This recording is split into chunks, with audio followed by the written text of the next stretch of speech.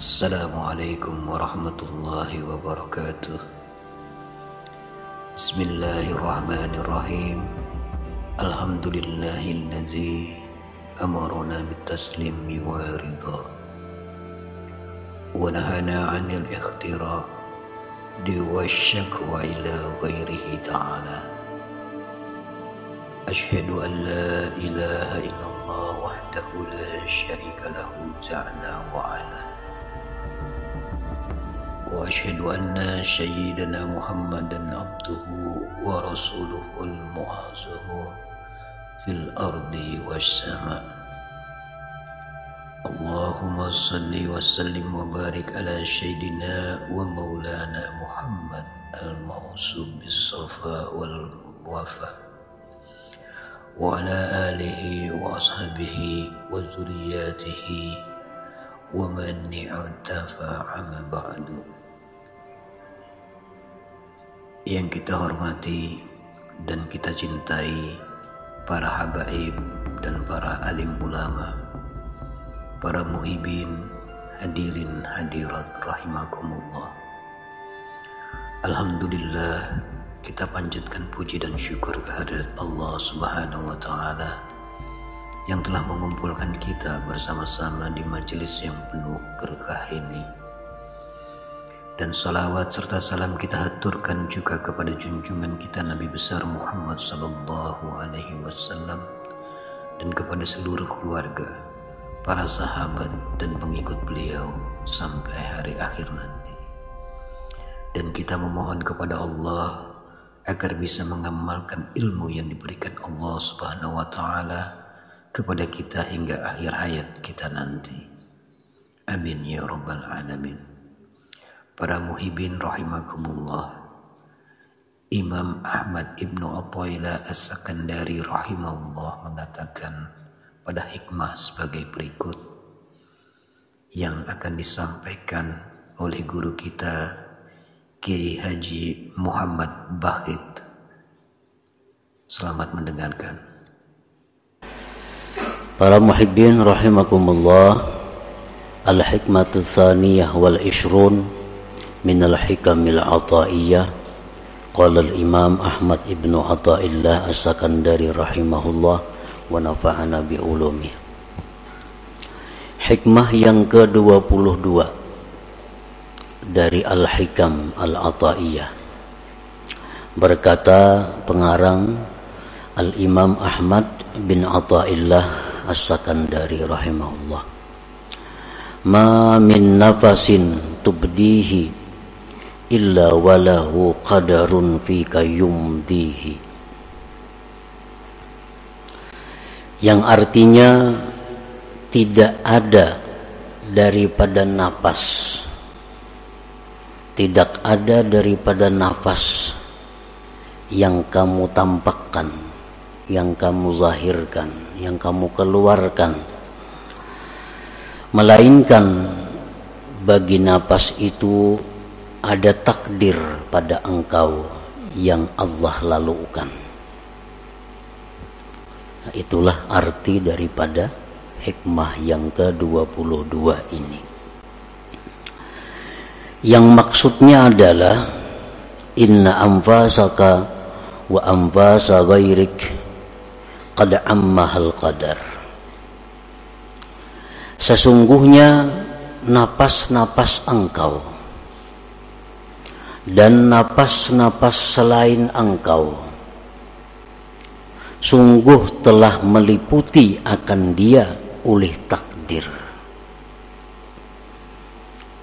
Jadi seluruh napas-napas kita ini dan napas-napas orang lain itu semuanya tidak lepas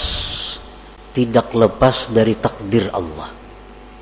Walaupun satu napas, tidak ada yang keluar daripada takdir Allah.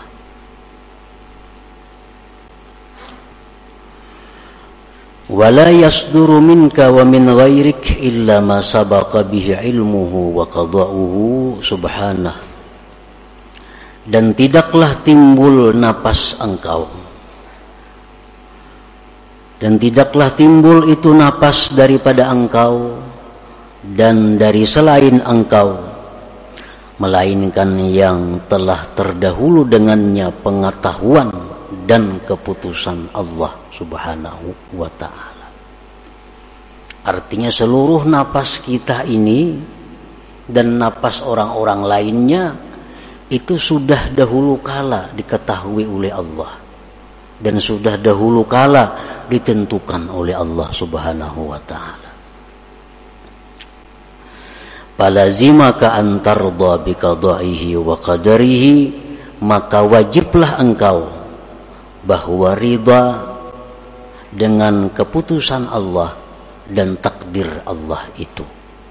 Wajiblah engkau ridha dengan apa-apa yang ditentukan dan ditakdirkan oleh Allah.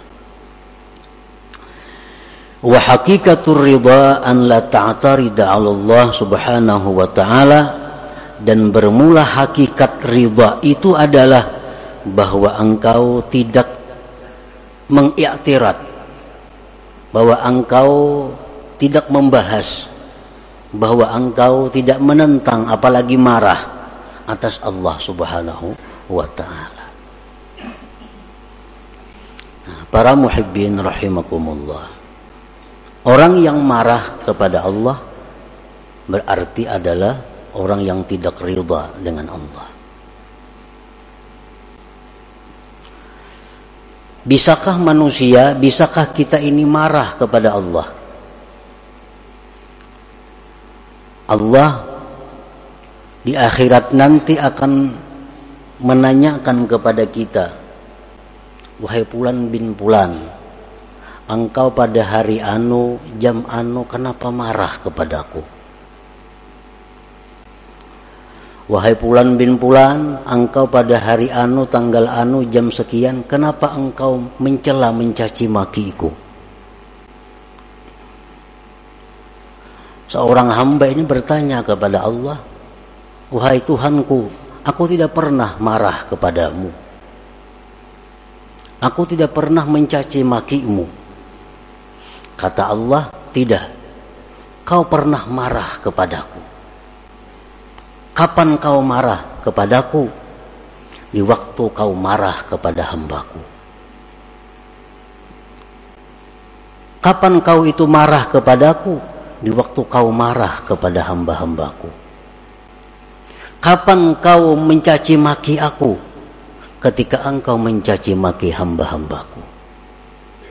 Nah, para muhibbin rahimakumullah, berarti kalau kita ini benci kepada hamba, kepada makhluk Allah, sama dengan benci kepada Allah. Kalau kita mencaci maki hamba Allah, makhluk Allah, pada hakikatnya kita mencaci maki Allah. Rasulullah SAW bersabda, la tasubbud dahra fa innallahu wad dahru. Jangan kau mencaci maki terhadap masa. Jangan engkau mencaci maki keadaan-keadaan. Sesungguhnya Allah itulah yang mencipta keadaan-keadaan itu. Nah, para muhibbin rahimakumullah, sebagaimana dalam hadis disebutkan, Allah bersabda, Allah berfirman kepada hambanya, menjadi Tuhan, wahai Fulan, ini di akhirat, aku sakit, engkau tidak menjenguk aku. Wahai Fulan, aku lapar, engkau tidak memberi makan kepadaku. Ujar si hamba, ya Allah, bagaimana engkau itu bisa sakit? Engkau Tuhan. Kata Allah, hambaku itu sakit, tapi kau tidak membisuknya. Seseorang yang sakit itu adalah orang yang dikehendaki Allah sakit. Nah, kalau kita tidak membisuk dia, sama dengan tidak membisuk Allah. Kada mailangi Allah. Aku kelaparan, ya Tuhan, engkau kada memberi makani aku. Jadi kita, ya Allah, engkau Tuhan, mana mungkin lapar. Hambaku lapar, engkau tidak memberi makan dia. Nah, lapar itu adalah ciptaan Allah. Orang yang lapar, orang yang dikehendaki Allah. Kalau kita kada memberi makan kepada mereka, sama tidak memberi makan kepada Allah. Nah, jadi sangkut pautnya dengan yang kita baca ini adalah bahwa kita wajib ridha dengan apa yang ditentukan oleh Allah Subhanahu wa taala, karena setiap napas kita dan napas selain kita itu pasti ada takdir yang meliputinya. Para muhibbin rahimakumullah, Allah Subhanahu wa taala berfirman, wallahu khalaqakum wa ma ta'malun. Allah yang menciptakan kamu dan menciptakan segala perbuatan kamu. Itu Al-Quran. Bila mana kita belajar tauhid sifat 20 umpamanya, atau yang lebih tinggi daripada itu, kita mengenal tauhid af'al. Nah, kita mengenal tauhid af'al. Arti tauhid af'al itu apa? Mengesahkan perbuatan-perbuatan. Maksud mengesahkan perbuatan-perbuatan itu apa? Mengiktikadkan di dalam hati bahwa tidak ada perbuatan dalam alam semesta ini melainkan perbuatan Allah Subhanahu wa taala. Nah, itu tauhid af'al. Kita wajib mengiktikadkan di dalam hati kita bahwa apa-apa yang berbuat pada alam semesta ini itu adalah perbuatan Allah. Kalau kita kada mengiktikadkan demikian, kita kada beriman. Nah, kita kada beriman, kita kada tergolong ashabul yamin. Seluruh perbuatan yang kita lihat, kita dengar di alam semesta ini adalah perbuatan Allah Subhanahu wa taala. Nah, ini tauhid af'al ngarannya. Itu wajib kita mengiktikadkan itu di dalam hati. Nah, af'al ini, perbuatan ini asarus sifat, bekas sifat. Perbuatan itu adalah buahnya sifat. Dari sifat timbul af'al. Kita melihat tukang begitu pandai membangun sebuah bangunan, itu af'al tukang pada zahirnya. Nah, kehebatan tukang maulah bangunan itu tentu bekas daripada ilmu yang ada dalam dirinya. Ilmu sifat. Ilmu sifat. Jadi karena adanya sifat ilmu dalam diri si tukang ini, timbullah perbuatan membikin gedung, membikin rumah yang bagus. Nah, jadi af'al itu adalah keluarnya di sifat. Nah, kita kembali bahwa seluruh perbuatan ini adalah perbuatan Allah. Seluruh perbuatan adalah perbuatan Allah. Dan perbuatan Allah itu, fi'il Allah itu bekas dari sifat Allah. Bekas dari sifat Allah. Dan sifat Allah itu banyak. Sifat Allah banyak. Tetapi kesimpulan dari banyaknya sifat Allah itu dibagi dua. Ada sifat Allah yang dinamakan Al-Jamal, ada sifat Allah yang dinamakan Al-Jalal. Al-Jamal ini artinya keindahan, keelokan. Seperti apa sifat-sifat yang dalam kelompok Al-Jamal ini?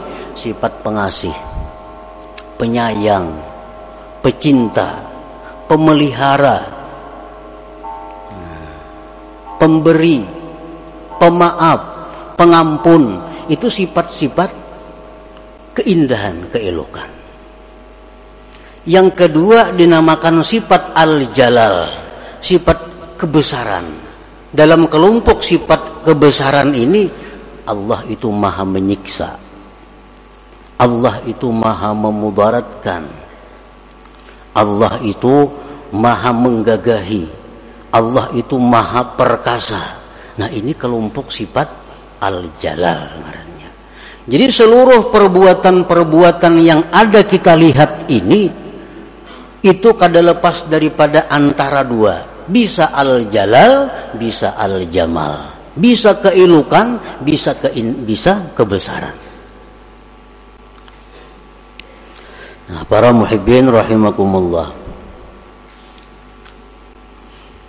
kalau kita melihat manusia, nah manusia ini orangnya penyayang, pemaaf, tutur katanya lembut, dikawani nyaman, dikawani kada suah membahas. Nah, ini adalah bekas daripada jamal, keindahan Allah. Ada kan kita bisik manusia nangka itu? Pasti ada.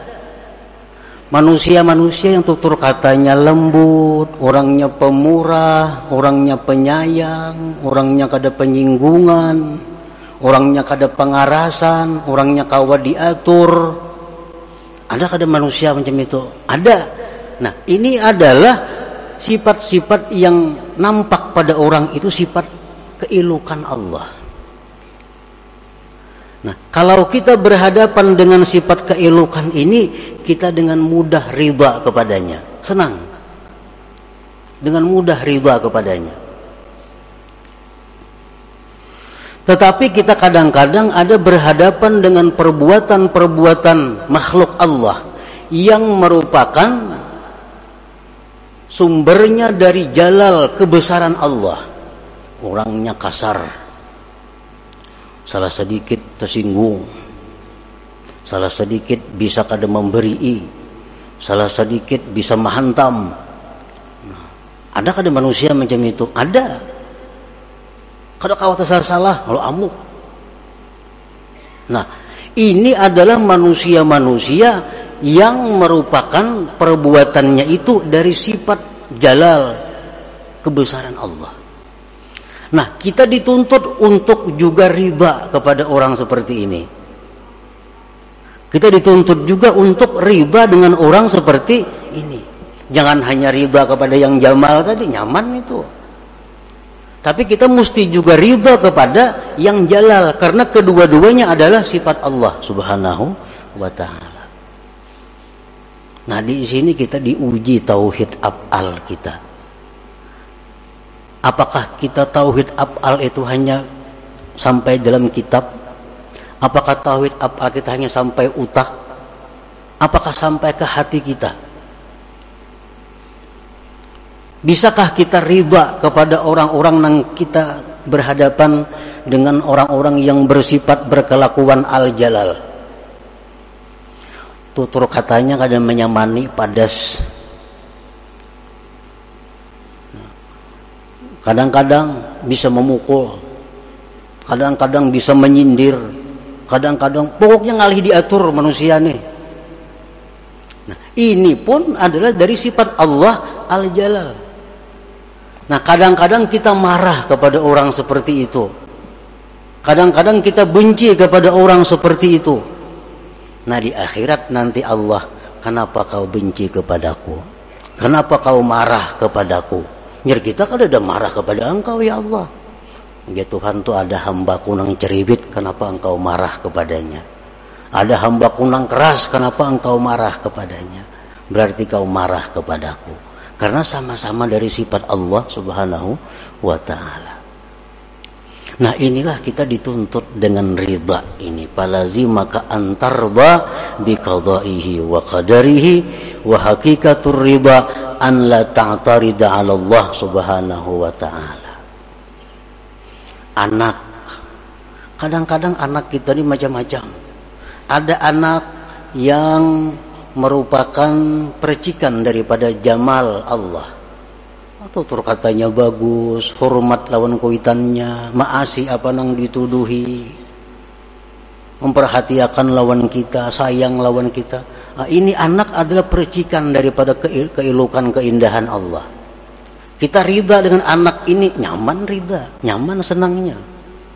Tapi ada anak nang kada kudu diurus, nang kehendaknya, kehendak kita kada jalan. Jadi kita A nya B. Jadi kita ke pasarnya kada mau. Jadi kita gawi ini, gawi ampunnya nang jadi. Nah, ini anak adalah percikan daripada jalal Allah. Nah, apakah kita benci dengan anak ini? Marah kepada anak ini berarti kita marah kepada Allah Subhanahu wa ta'ala. Nah disitulah kita dituntut ridha kepada Allah. Jadi ridha kepada Allah jangan separuh-separuh. Ini nang jamalnya aja nang ridha. Tapi urusan nang jalalnya di situ kita benci dan murka kepada Allah Subhanahu wa ta'ala. Nah, para muhibbin rahimakumullah. Dan semuaan yang ada di alam semesta ini kada akan lepas daripada dua sifat itu. Apapun makanan.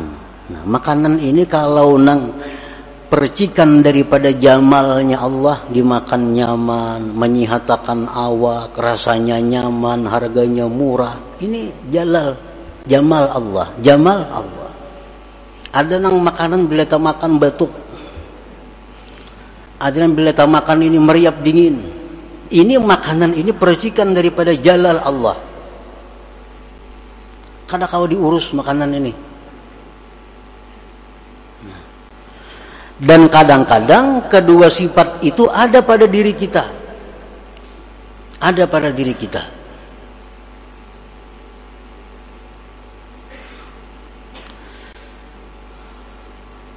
Nah jadi jangan sampai engkau itu menentang atas Allah. Jangan sampai engkau itu marah kepada Allah. Jangan sampai engkau benci kepada Allah. Karena nanti di akhirat kita akan ditaubih oleh Allah. Napa taubih artinya ditumpalakakan oleh Tuhan bahasa kitanya. Nah, ikam gitu Tuhan waniknya menyeriki aku lah.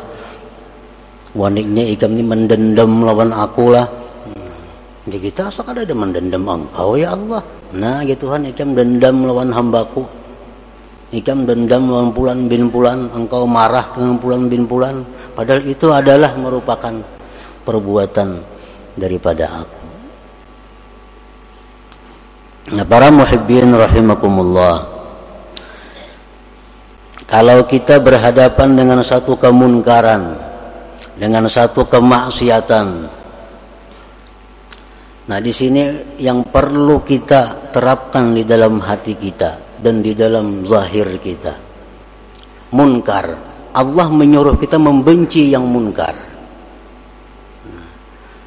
Di sisi lain Allah memerintahkan kita supaya ridha dengan apa yang terjadi. Nah, apabila kita melihat satu kemunkaran, ini mesti dua sesuatu yang berfungsi, syariat dan hakikat, kada boleh terlepas. Syariat kita benci kepada munkar, yang kita pandang adalah munkar itu ikhtiar dari Fulan bin Fulan. Tetapi terhadap kemungkaran itu kita bisa memaklumi, bisa meridai kalau kita pandang bahwa kemungkaran itu adalah perbuatan daripada Allah Subhanahu wa ta'ala. Jadi mesti kedua-duanya. Kalau kita marah kepada yang munkar, jangan marah ke hati-hati, apalagi dendam ke dalam hati, itu keliwatan. Kalau kita melihat yang munkar, jangan setuju, jangan tersenyum, itu pun salah. Tapi bila kita melihat yang munkar, disinilah pedang yang diistilahkan ulama dengan pedang yang bermata dua. Satu pedang bermata syariat, dua pedang bermata hakikat. Syariat artinya kita mengeritik, kita merubah kemunkaran, memandang itu ikhtiarnya si pelaku munkar. Tetapi dalam hati kita bisa memaklumi, bisa meridai, karena itu adalah fi'il daripada Allah Subhanahu wa ta'ala. Yang tapa huruf nih, ini nang batin dikalawarakan, melihat kemunkaran, tersenyum, ketujuh. Nah.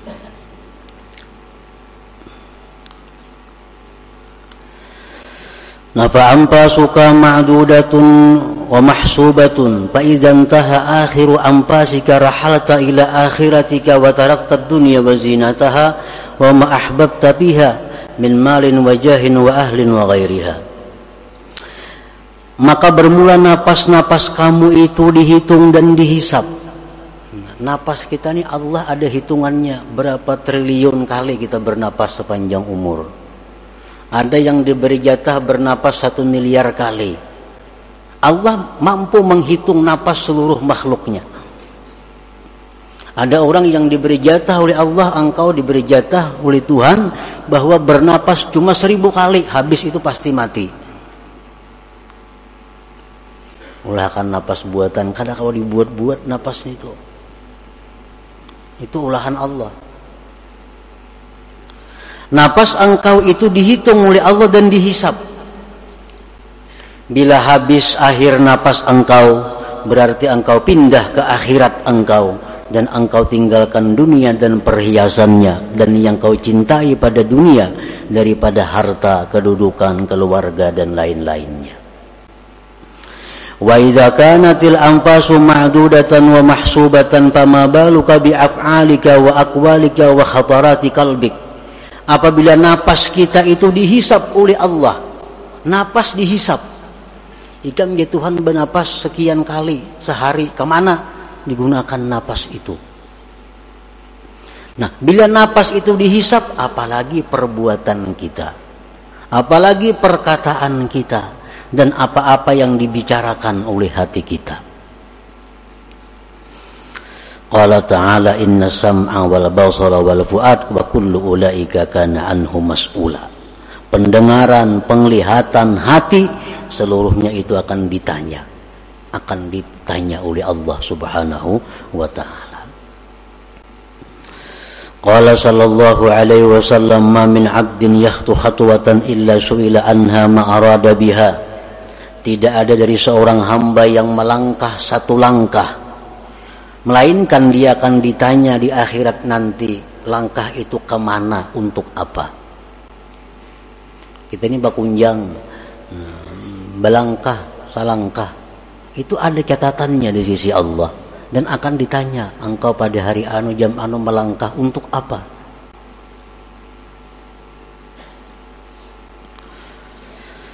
Wa qala Rasulullah sallallahu alaihi wasallam idza kana yaumul qiyamah da'a Allahu bi 'abdin min 'ibadihi fayuqifuhu baina yadayhi fayas'aluhu an jahihi kama yas'aluhu an 'amalihi. Apabila hari kiamat terjadi, Allah memanggil dengan seorang hambanya dari hamba-hambanya. Allah dirikan hambanya itu di hadapannya. Allah tanya hambanya itu tentang pangkatnya, sebagaimana Allah menanya daripada perbuatannya. Nang bapangkat-pangkat itu ditanya Allah juga. Kamu pangkat apa? Jabatan apa? Di mana kamu dapat jabatan itu, dengan jalan apa? Kemana kamu menggunakan jabatan-jabatan itu? Ditanya oleh Allah. Menjadi pembakal, menjadi camat, apalagi bupati, apalagi nang ke atasnya, bukan inting, itu akan ditanya dengan jalan apa engkau dapat jabatan itu. Nah, dan kemana menggunakan jabatan itu, ditanya oleh Allah. Dengan apa dapat jabatan itu? Kayak apa caranya minta jabatan? Imbah menjabat bang, kayak apa kelakuannya? Nah, pejabat-pejabat yang paling celaka itu adalah pejabat-pejabat yang mempersulit umat Nabi Muhammad sallallahu alaihi wasallam. Pejabat pembakalkah? Jangan mempersulit. Bila mempersulit, Nabi kita mendoakan sulitkan mereka di akhirat. Bah, kalau sudah Nabi mendoakan itu sudah kiamat. Nah, pejabat-pejabat itu Nabi mudahkan atas umatku urusan mereka. Jangan dipersulit. Kalau mempersulit, Allah akan menyulitkan kamu di akhirat. Kalau Allah menyulitkan di akhirat, pasti akan binasa. Orang mula KTP, jangan tapi dipersulit. Maulah kartu keluarga, maulah apa, maulah mengirim proposal, jangan dipersulit. Apalagi diintai duit. Kenapa? Bahayanya. Amunnya beriman, takutan itu. Cuma karena tipisnya iman, ya gawian nangka itu. Dikiranya Allah itu buta. Dikiranya Allah kada menghitung. Dikiranya Allah kada menghisap. Padahal Allah akan menghisap, menanya. Nabi kita mendoakan itu. Siapa-siapa yang mempermudah umatku, permudahkan ya Allah dia. Mudah. Tapi siapa yang mempersulit umatku, sulitkan urusannya. Ini orang maulah surat apa, dipersulit, kalau dipersulit, persulitnya aja kayak apa, bulik orang 4-5 kali bulik supaya kada biris.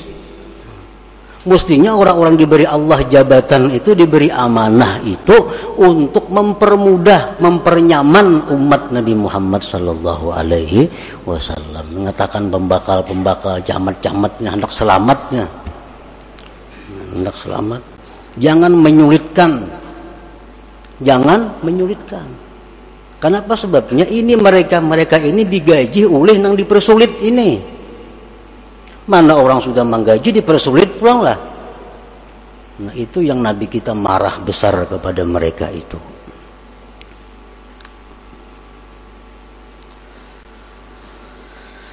Qala Umar ibn al-Khattab radhiyallahu anhu, hasibu anfusakum qabla an tuhasabu wa zinuha qabla an tuzanu.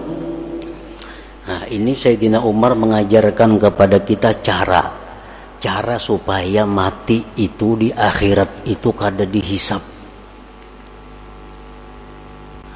kada ditanyai oleh Allah macam-macam.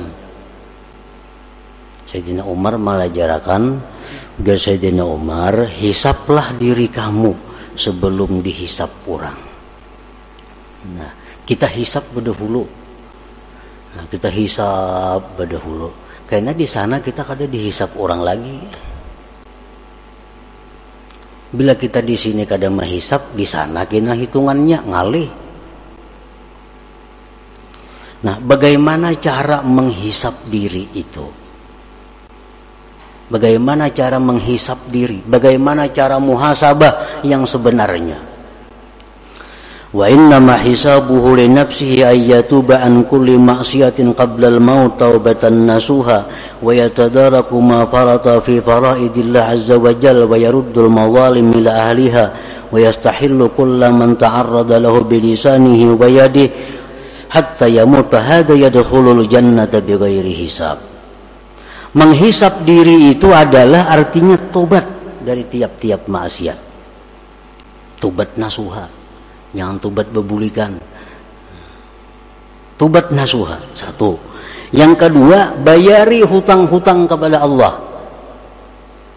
Hutang puasa, hutang sembahyang, bayari hutang nazar. Kembalikan kezaliman kepada pemiliknya. Pernah memungut pungutan liar, bulikakan no ampunnya. Dalam dunia nyaman membulikakan, mau di akhirat ngalih.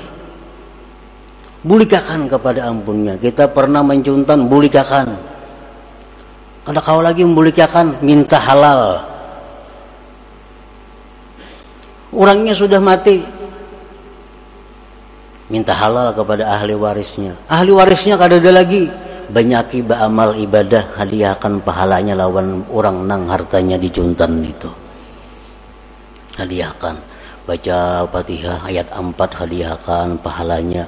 Nah, ya Allah, ini hamba membaca Fatihah ayat 4, pahalanya beriakan ya Allah untuk orang-orang yang pernah hamba ambil hartanya, orang yang pernah hamba gibah pribadinya dan sebagainya. Itu jalan terakhir. Nah, bila kita bisa melakukan itu, mati kita yadkhulul jannata bighairi hisab, maka masuklah surga tanpa dihisap lagi. Nah, ini amalan masuk surga nang tanpa hisap nang sebenarnya itu. Kalau ada amalan-amalan siapa membaca ini masuk surga bighairi hisab, itu hanya penunjang. Siapa sembahyang tengah malam masuk surga tanpa hisap, itu hanya penunjang. Tapi intinya adalah ini. Tobat dari maksiat, bayari hutang kepada Allah, bulikakan harta-harta orang yang ada pada diri kita, pada kekuasaan kita, bulikakan, dan minta halal kepada orang-orang yang kita sakiti, yang kita aniaya. Pertahankan sampai mati kita ngarannya husnul khatimah, masuk surganya bighairi hisab. Nah, itu yang dimaksud daripada hikmah yang ke-22 daripada Al-Hikam Al-Ata'iyah ini. Nah, selanjutnya yang ke-23. Ila hadratin Nabi sallallahu alaihi wasallam Al-Fatihah. نستعين اهدنا الصراط المستقيم صراط الذين أنعمت عليهم غير المغضوب عليهم. يا الله بها يا الله بها الله بحسن الخاتمة يا الله بها يا الله بها الله بحسن الخاتمة يا الله بها يا الله بها يا الله بحسن الخاتمة. ويا أيها الرجل منه شفاعة صلوا عليه وسلموا تسليما. اللهم صل وسلم